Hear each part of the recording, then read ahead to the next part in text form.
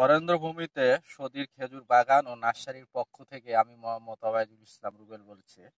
আজকে যে বিষয়টা নিয়ে কথা বলবো ভাই, সেটা হচ্ছে বায়ুর আপেক্ষিক আর্দ্রতা। বায়ুর আপেক্ষিক আর্দ্রতার উপর নির্ভর করে বিভিন্ন সুবিধা অসুবিধাগুলি পাওয়া যায়। বায়ুর আপেক্ষিক আর্দ্রতার উপর নির্ভর করে খেজুর গাছের অসুবিধা আর সুবিধা, সেগুলো আবার কি প্রশ্ন কিন্তু থাকে ভাই। হ্যাঁ, উত্তর দিচ্ছি, একটু অপেক্ষা করেন। তো প্রকৃতিপক্ষে খেজুরের ইকোসিস্টেম বেশিরভাগ শুকনো প্রকৃতির, সেখানে বায়ু তুলনামূলক আর্দ্রতার একটি বড় প্রভাব রয়েছে। উচ্চ বাতাসের আর্দ্রতার উপস্থিতিতে গাফিওলা রোগ, গাফিওলা ফিনিক্স এর মতো রোগ সৃষ্টি হতে পারে। এই যে ভাই, গত বৈশাখ মাস থেকে এখন পর্যন্ত টানা বৃষ্টি আর বৃষ্টি, কয়েকদিন পরে পরে বৃষ্টি। এই বৃষ্টির কারণেই দেখা যাচ্ছে খেজুর গাছের পাতাতে ছোট ছোট ক্ষুদ্র ক্ষুদ্র কিছু দাগ দেখা যায়, যেটা পাতার রোগ। এই রোগটাই হচ্ছে দেখা যায় যদি মেডিসিন স্প্রে না করে, তাহলে কিন্তু সমস্যা আছে। এই স্প্রে করলে পারে এই দাগগুলো আবার থাকে না। এটা হচ্ছে আপনার বৃষ্টিপাতের প্রভাবে হয়। বৃষ্টি যদি চলে যায়, যখন বৃষ্টির মৌসুম শেষ হয়ে যায়, তখন আর আপনার পাতায় দাগ হওয়ার কোনো সম্ভাবনা থাকে না। এটা আমি পরীক্ষিত, আমি দেখেছি আমার বাগান এর খেজুর গাছ থেকেই আমি দেখেছি, আমার বাগান থেকে এটা আমি আমার অভিজ্ঞতা থেকে এটা বললাম। তো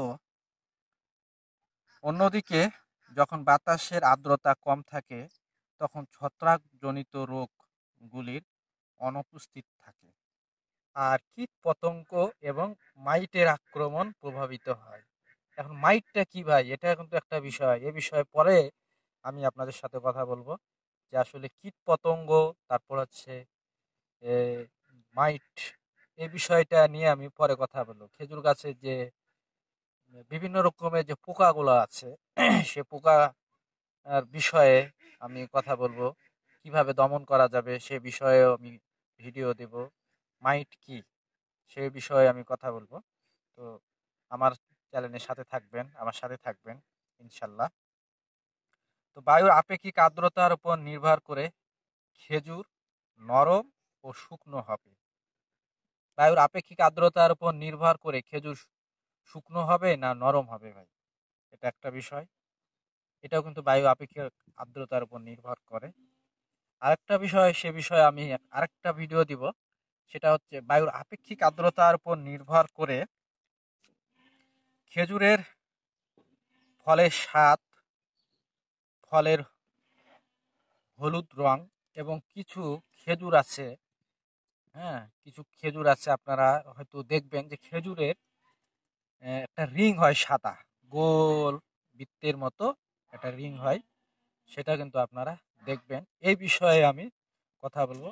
আপনাদের বললাম যে বায়ু আপেক্ষিক আর্দ্রতার খেজুর গাছের কি সুবিধা আর অসুবিধা করে, সে বিষয়ে জানানোর চেষ্টা করেছি। খেজুর বাগান করেন, খেজুর গাছ লাগান, নিঃসন্দেহে নিঃসন্দেহে ফল হবে। অনেকেই অনেক রকম কথা বলবে, গাছ হলে ফল হবে না, ফল হলে গাছ হবে না, হ্যাঁ, অনেকে অনেক রকমের কথা বলবে ভাই। তো মানুষে আপনার পজিটিভের চাইতে নেগেটিভটাই বলবে, যে না গাছ লাগায়ও না, অযথা ফল টল কিচ্ছু হবে না, শুধু খড়ি হবে খড়ি। এই সব চিন্তা ভাবনা থেকে বের হয়ে বাগান করেন, গাছ লাগান, সবচাইতে ভালো হবে এবং অন্য আবাদের চাইতে অনেক লাভজনক।